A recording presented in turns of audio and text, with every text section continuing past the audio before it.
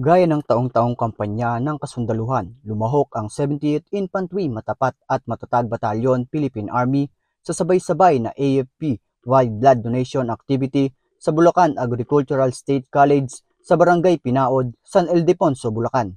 Sa temang Dugong Alay Mo, Sandigan ng Buhay Ko, ang bloodletting ay bahagi ng ika-89 na anibersaryo ng Armed Forces of the Philippines.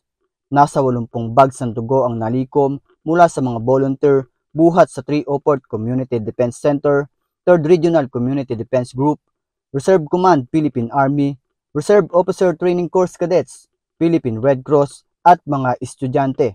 Tiniyak ng 70IB na patuloy nilang susuportahan ang mga ganitong aktibidad upang masigurong may sapat na supply ng dugo ang mga blood bank at makapagliligtas ng buhay sa panahon ng emergency sa lalawigan. Mula dito sa Bulacan, ako si Rene Boy Palapal, ang inyong kaugnay.